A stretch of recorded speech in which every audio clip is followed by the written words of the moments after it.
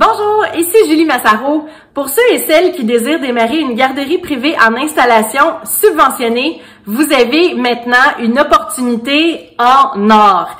Effectivement, suite à l'annonce du premier ministre François Legault et du ministre de la Famille Mathieu Lacombe, il est désormais possible de démarrer une garderie en installation privée en ayant des places subventionnées. Voici la marche à suivre. Première étape, vous devez vous assurer que votre secteur de prédilection soit en fait un des territoires ciblés par l'appel de projet du ministère de la Famille. Pour le vérifier, vous devez aller directement sur le site du ministère de la Famille, dans la section Appel de projet, création de nouvelles places en continu et vérifier le tableau des territoires ciblés par les bureaux coordonnateurs pour ce qui est de l'octroi des places subventionnées.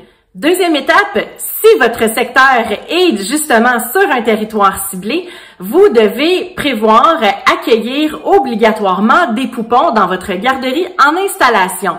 Si vous prévoyez accueillir 59 enfants et moins, vous devez obligatoirement recevoir 5 poupons et plus. Si vous prévoyez accueillir plus de 60 enfants, vous devez obligatoirement accueillir au moins 10 poupons et plus. Troisième étape, vous devez rédiger un plan d'affaires complet incluant la mission, la vision et les valeurs de votre entreprise ainsi que les prévisions financières pour les 2 à 3 premières années. Vous en aurez besoin pour le financement.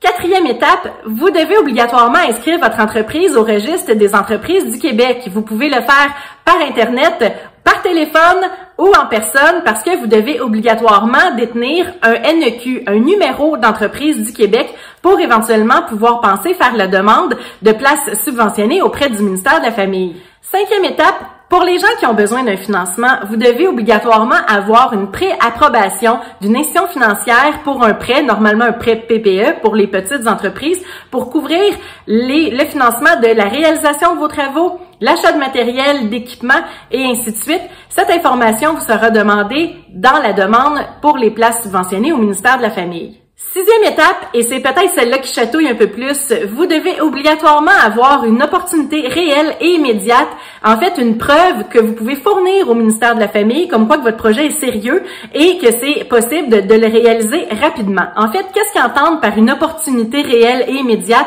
Vous devez avoir soit un bail de 5 ans signé, évidemment conditionnel à l'approbation du ministère, ou une offre d'achat signée, conditionnel évidemment à l'approbation du ministère ou une option d'achat. Bref, vous devez avoir absolument un document signé qui prouve le lieu où est-ce que vous allez démarrer votre garderie en installation.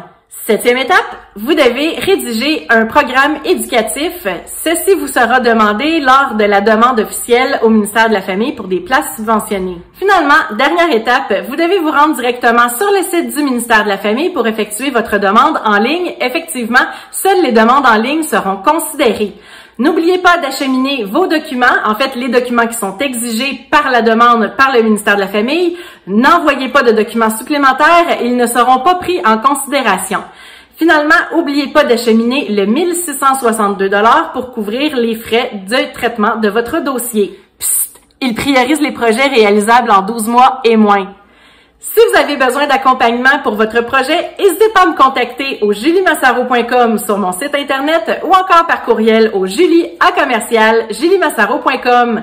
Et c'est Julie Massaro qui vous dit merci et à bientôt!